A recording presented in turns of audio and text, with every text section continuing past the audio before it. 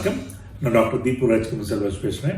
இன்னைக்கு நம்ம டிஸ்கஸ் பண்ணுற டாபிக் வந்து late night sleep and it's will effects. அதாவது லேட்டாக தூங்குறதுனால நம்ம உடலுக்கு வரல கெடுதல்கள் தான். முதல்ல லேட் நைட் ஸ்லீப்னா என்னன்னு தெரிஞ்சுக்கலாம். According to national sleep foundation, US based organisation, அவங்க என்ன சொல்லியிருக்காங்கன்னா ஸ்கூல் கோயிங் சில்ட்ரன் அண்ட் டீனேஜர்ஸ்க்கு வந்து 10 மணிக்கு மேலே தூங்குறது தான் லேட் நைட் ஸ்லீப்னு. அட் த சேம் டைம் அடல்ட்ஸ்க்கு வந்து past midnight, that is 12 மணிக்கு மேலே தூங்குறது தான் லேட் நைட் ஸ்லீப்னு கிளியரா கிளாசிஃபை பண்ணி சொல்லியிருக்காங்க. பொதுவா ஸ்கூல் கோயிங் சில்ட்ரனுக்கு வந்து minimum of 9 to 11 hours sleep வேணும்னு சொல்லியிருக்காங்க. At the same time teenage பசங்களுக்கு வந்து minimum of 8 to 10 hours sleep வரணும்னு சொல்லியிருக்காங்க. அடல்ட்ஸ்க்கு வந்து minimum of 7 to 8 hours sleep வேணும்னு சொல்லியிருக்காங்க. ஸோ லேட் நைட் ஸ்லீப் தவிர இந்த மாதிரி ஹவர்ஸ் ஆஃப் ஸ்லீப் டெய்லி கிடைக்காத பட்சத்தில் தான் நம்மளுக்கு இந்த சைடு எஃபெக்ட்ஸ் ஒரு இல் எஃபெக்ட்ஸ் வருது. முக்கியமா என்ன இந்த இல் எஃபெக்ட்ஸ் ஆர் சிம்டம்ஸ், அதாவது அறிகுறி என்னன்னு இப்ப தெரிஞ்சுக்கலாம். முக்கியமான அறிகுறி வந்து டயர்ட்னஸ். நைட்டு ஒழுங்கா தூங்காத பட்சத்தில் வந்து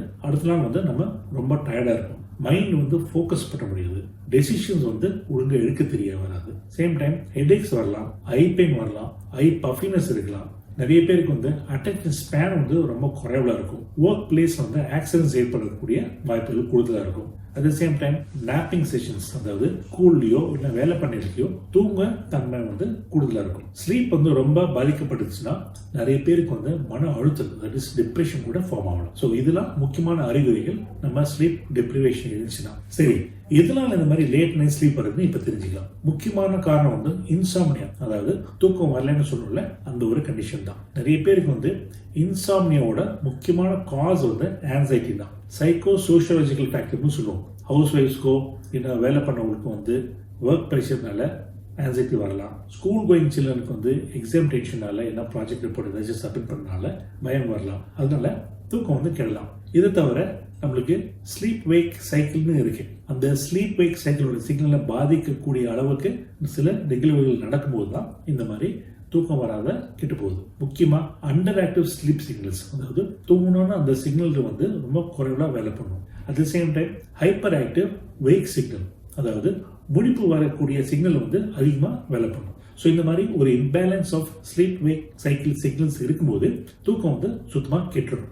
இதை தவிர இந்த காலகட்டத்தில் நிறைய பேருக்கு வந்து ஸ்லீப் ஆப்னியா சிண்ட்ரோம்னு வருது. அதாவது கொட்டை விடுற ஒரு தன்மை. அந்த கொட்டை விடுறது எதனால வருதுன்னா மூக்கில் வந்து சில கண்டிஷன்ஸ் இருக்கு. முக்கியமா டீவியேட்டட் நேசல் செப்டம்னு சொல்லுவோம். அது தவிர கிளாட்டஸ் அண்ட் எபிகிளாட்டஸ்ல வந்து சில மால்ஃபர்மேஷன்ஸ் இருக்கலாம். அதெல்லாம் மூக்குக்குள்ள இருக்கிற சில பகுதிகள். இந்த மாதிரி ஸ்லீப் ஆப்னியா சிண்ட்ரோம் இருக்கிறவங்க கூட இந்த மாதிரி ஸ்லீப் லாஸ் வந்து கூடுதலாகவே இருக்கும். இதை தவிர ஸ்கூல் கோயிங் சில்ட்ரனுக்கு வந்து ஹோம்ஒர்க் கொடுப்பாங்க, ப்ராஜெக்ட்ஸ் இருக்கும், இல்லை எக்ஸாம்ஸ் இருக்கும். அதனால அவங்க அதில் கான்சன்ட்ரேட் பண்ணி லேட் நைட் ஸ்லீப் வரதுக்கு கூடுதலான சான்சஸ் இருக்கு. நிறைய பேர் வந்து ஹாஸ்பிட்டல் அட்மிஷன் பண்ணியிருப்பாங்க. அடுத்த நாள் சர்ஜரி இருக்கும், இல்லைனா சர்ஜரி முடிச்சு சில நாள் ரெக்குபரேஷன் ஒரு ரெஸ்ட்ல இருப்பாங்க. அவங்களுக்கு கூட ஸ்லீப் லாஸ் வந்து கூடுதலாகவே இருக்கும். இதை தவிர இந்த காலகட்டத்தில் வந்து எல்லார் வீட்லயும் ஸ்மார்ட் போன்ஸ் இருக்கு, இன்டர்நெட் இருக்கு, பேட்ஸ் இருக்கு, கம்ப்யூட்டர் டெஸ்க்டாப்ஸ் இருக்கு. ஸோ இந்த மாதிரி இன்டர்நெட் யூசேஜ் இருக்கும்போது நிறைய பேர் லேட் நைட்டா தூங்குவாங்க. அது ஒரு டிஸ்ட்ராக்ஷனா இருக்கும். அதனால தான் அவங்களோட ஸ்லீப் லாஸ் வந்து அதிகரிக்கும். இதை தவிர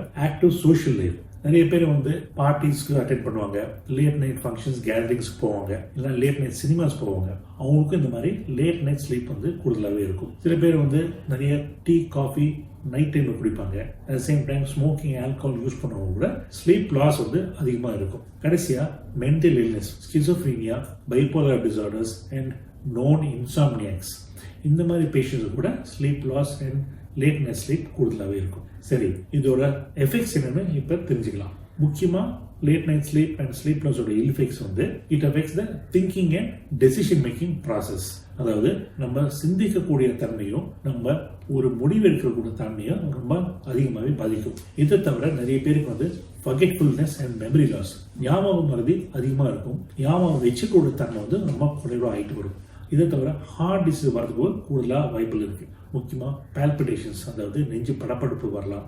இர்ரெகுலர் ஹார்ட் பீட்ஸ், அதாவது ஹார்ட் பீட் வந்து ஒழுங்கா இல்லாம இருக்கலாம். லேட் ஆர் எண்ட் ஸ்டேஜ் டிசீஸ்ல வந்து ஹார்ட் அட்டாக்ஸ் கூட வரலாம். நிறைய பேருக்கு வந்து செக்ஸ் டிரைவ் அண்ட் லிபிடோ, அதாவது செக்ஸ் இன்ட்ரெஸ்ட் வந்து சுத்தமா குறைஞ்சிரும். அட் த சேம் டைம் செக்ஸோட ஐடியாவே அவங்களுக்கு சுத்தமா வராது. சில பேருக்கு வந்து மன அழுத்தல் வரும் ஒழுங்கா தூங்காத பட்சத்துல. நிறைய பேருக்கு வந்து வெயிட் கெயின் வரும். சில பேருக்கு டயபெட்டிஸ் கூட வரதுக்கு கூடுதலா வாய்ப்புகள் இருக்கு.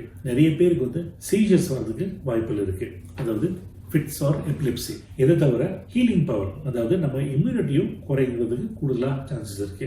நிறைய பேருக்கு வந்து தலைவலி வரலாம், ஐ பெயின் வரலாம், கிளாஸஸ் போடக்கூடிய ஒரு ஸ்டேஜ் கூட வரலாம். முக்கியமாக வெயிட் கெயின் வந்து sleep loss or late night sleep எப்படி வருதுன்னா, கிரெலின் வந்து கூடுதலாக செக்ரேஷன் ஆகும், லெப்டின் வந்து கம்மியாக செக்ரேஷன் ஆகும். இந்த மாதிரி இம்பேலன்ஸ் வரும்போது நம்ம பசிச்சு அதிகமாக சாப்பிடுவோம், திருப்தி அடைகிறது வந்து ரொம்ப லேட்டாக வரும். ஸோ இதனால தான் நிறைய பேருக்கு வந்து வெயிட் கெயின் இருக்கும் இந்த மாதிரி late night sleep and sleep loss சிண்ட்ரோம்ல. சரி, இதெல்லாம் எப்படி நம்ம அசஸ் பண்ணி டயக்னோஸ் பண்ணணும்னு தெரிஞ்சுக்கலாம். முக்கியமாக பேஷண்ட் வந்து அவங்களோட அறிகுறிகள் சொல்லிடுவாங்க. அட் த சேம் டைம் பேஷண்டோட ஹிஸ்ட்ரி எடுத்தாலே அவங்களுக்கு தெரியும் எவ்வளோ நேரம் தூங்குறாங்க அண்ட் எவ்வளோ ஸ்லீப் லாஸ் அவங்களுக்கு வருது அப்படின்னு. முக்கியமாக பேஷண்ட் கிட்ட ஸ்லீப் டைரி கொடுப்போம். அவங்க எத்தனை மணிக்கு தூங்குறாங்க, எத்தனை மணிக்கு எழுந்திக்கிறாங்க, அதுலேயே நம்ம கேல்குலேட் பண்ணி பார்த்துலாம் இந்த மாதிரி எவ்வளோ நேரம் அவங்க குவாலிட்டி ஸ்லீப் கிடைக்குதுன்னு.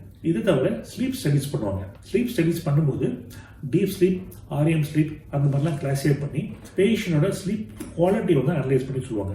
என்ன மாதிரி ஸ்லீப் கிடைக்குது அவங்களுக்கு அண்ட் எவ்வளோ நேரம் அவங்களுக்கு தூங்குறாங்க அண்ட் அதோட குவாலிட்டி ஆஃப் ஸ்லீப் எப்படி இருக்கு and exact hours of sleep அவங்களுக்கு டெய்லி எவ்வளோ கிடைக்குதுன்னு தெரிஞ்சுக்கலாம். இந்த மாதிரி ஸ்லீப் ஸ்டடியோட பேட்டர்ன் நம்ம பார்த்தாலே நம்ம ஈஸியாக டயக்னோஸ் பண்ணலாம். இந்த மாதிரி பேஷண்ட் வந்து லேட் நைட் ஸ்லீப் சிண்ட்ரோம் இருக்கா அண்ட் ஸ்லீப் லாஸ் சிண்ட்ரோம் இருக்கா அப்படின்னு. இன்னொரு ஒரு முக்கியமான டயக்னோஸ்டிக் டூல் வந்து ஆக்டிகிராஃபி. இந்த காலகட்டத்தில் அது ஸ்மார்ட் வாட்ச்லேயே வருது. நம்ம ஸ்மார்ட் வாட்சே நம்ம ஸ்லீப் பேட்டர்னை வந்து டயக்னோஸ் பண்ணி தெரிஞ்சுக்கும். நம்ம ரிஸ்க் மூவ்மெண்ட் வச்சு அது வந்து கால்குலேட் பண்ணிடும் எத்தனை மணி நேரம் டெய்லி தூங்குறோம் அப்படின்னு. சரி, இப்போ மேனேஜ்மெண்ட் பற்றி தெரிஞ்சுக்கலாம். மேனேஜ்மெண்ட்ல தெரிஞ்சுக்கிறது வந்து முக்கியமாக நம்மளோட ஸ்லீப் ஹைஜீனை வந்து நம்ம இம்ப்ரூவ் பண்ணணும். அதாவது நம்ம குவாலிட்டி ஆஃப் ஸ்லீப்பும் ஸ்லீப் ஹவர்ஸும் நம்ம முழுமையாக ரெகுலேட் பண்ணி ஃபாலோ பண்ணணும். பேசிக்காகவே நம்ம லைஃப் ஸ்டைலையும் மாற்றிக்கணும். லைஃப் ஸ்டைல் கண்ட்ரோல்னா நம்ம late night socialising, late night பார்ட்டிஸ்லாம் கம்ப்ளீட்டாக அவாய்ட் பண்ணணும். அட் த சேம் டைம் நம்ம டைம் வச்சுக்கணும். அது அலாம் வச்சு எத்தனை மணி நேரம் தூங்கணும்னு நம்ம கால்குலேட் பண்ணி ஃபாலோ பண்ணணும். ஃபார் எக்ஸாம்பிள் 10 o'clockனா 10 o'clock ஷார்ப் நம்ம தூங்குறதுக்கு ரெடி பண்ணிடணும். தூங்க போகிறதுக்கு 4 to 6 hours முன்னாடி நம்ம எந்த ஸ்டிமுலன்ஸும் எடுத்துக்கூடாது. முக்கியமாக tea, coffee, smoking, alcohol or any of the energy drinks அந்த மாதிரிலாம் ஃபாலோ பண்ணோம்னா நம்ம எக்ஸாக்டாக டைம் ப்ராவராக நம்ம தூங்குறதுக்கு கூடுதலாக சான்சஸ் இருக்குது. அட் த சேம் டைம் வேக்கப்புக்கும் நம்ம அலாம் வச்சுக்கணும். எத்தனை மணி நேரம் தூங்கணும்னு நம்ம கேல்குலேட் பண்ணிவிட்டு 7 to 8 hours கழிச்சு நம்ம அலாம் வச்சு அந்த மணி நேரம் தூங்குற மாதிரி நம்ம ரெகுலராக ஃபாலோ பண்ணாலே நம்மளோட ஸ்லீப் ஹைஜீன் வந்து டெவலப் ஆகிடும். அண்ட் முக்கியமாக ஸ்லீப் டைமிங்ஸ் நம்ம மெயின்டைன் பண்ணும்போது நம்ம smart phone or other devices, internet யூசேஜ்லாம் கம்மி பண்ணோம், அப்படின்னா ஃபுல்லாக ஸ்டாப் பண்ணிடணும். ஸ்கூல் கோயிங் சில்ட்ரனுக்கு வந்து ஹோம் ஒர்க்கோ, ப்ராஜெக்ட்ஸோ இல்லை எக்ஸாம்ஸோ இருந்துச்சுன்னா அது நம்ம முன்னெச்சரிக்கையாகவே ப்ரிப்பேர் பண்ணி ஸ்லீப் பேட்டர்ன் ஆர் ஸ்லீப் டைமை வந்து அஃபெக்ட் பண்ணக்கூடிய வாய்ப்புகள் கொடுக்கக்கூடாது. இதை தவிர சில பேருக்கு வந்து பைபோலர் டிசார்டர்ஸ், ஸ்கிசோஃப்ரெனிக்ஸ், இன்சாம்னிக்ஸ் வந்து டிஃப்ரெண்ட்டாக சைக்கியாட்ரிஸ்ட் ஆர் சைக்காலஜிஸ்டோட கவுன்சிலிங் கொடுக்கணும். மெடிகேஷன்ஸும் இருக்கு. மெடிகேஷன் தான் சைக்கியாட்ரிஸ்ட் ப்ரிஸ்கிரைப் பண்ணி கொடுக்குற மெடிசன்ஸ் ஆர் ஃபிசிஷியன்ஸ் ப்ரிஸ்கிரைப் பண்ணி கொடுக்குற மெடிசன் தான். சில பேருக்கு வந்து ஆன்டி ஆன்சைட்டி மெடிகேஷன் கொடுக்கலாம் இந்த மாதிரி இன்சோம்னியா வரவங்களுக்கு. At the same time mild sedatives or sleeping pills கூட பயன்படுத்தலாம் ஆன் டெம்பரரி பேசிஸ், அவங்க ஒரு sleep pattern or habit formation வர வரைக்கும். சில பேஷண்ட்ஸ்க்கு வந்து ஸ்லீப் ஆப்னியா சிண்ட்ரோம் இருக்குன்னு சொன்னால அந்த மாதிரி பேஷண்ட்ஸ்லாம் டயக்னோஸ் பண்ணிட்டு டெஃபினட்டாக ஒரு சர்ஜிக்கல் காஸ் இருந்துச்சுன்னா, for example deviated nasal septum இருந்துச்சுன்னா டெஃபினட்டாக அவங்களுக்கு அறுவை சிகிச்சை பண்ணி அந்த கண்டிஷன் நம்ம க்யூர் பண்ணிடலாம். இந்த மாதிரி டீவியேட்டட் நேசல் செப்டம் வந்து நம்ம சர்ஜரி பண்ணி க்யூர் பண்ணோம்னா அந்த ஸ்லீப் ஆப்னியா சிண்ட்ரோமை வந்து நம்ம கம்ப்ளீட்டாக க்யூர் பண்ணிடலாம். அதனால அவங்களோட ஸ்லீப் பேட்டர்னை ரெஸ்டோர் பண்ணலாம். லேட் நைட் ஸ்லீப் தவிர அவங்களோட ஸ்லீப் லாஸும் கம்ப்ளீட்டாக போயிடும். சரி, இன்னைக்கு நம்ம late night sleep and side effects, அதாவது லேட் நைட் தூங்குறதும் அதோட சைடு எஃபெக்ட்ஸ் என்னன்னு இப்போ இன்னைக்கு தெரிஞ்சாச்சு. இதுக்கு மேலே உங்களுக்கு ஏதாச்சும் கேள்விகள் கொஸ்டின்ஸ் இருந்தால் தயவு செஞ்சு கமெண்ட் செக்ஷனில் கேளுங்க. எங்களால் எவ்வளோ சீக்கிரமாக ஒரு கேள்விக்கு பதிலளிச்சு பூர்த்தி பண்ண முடியுமோ பூர்த்தி பண்ணணும். சரியா? நன்றி, வணக்கம்.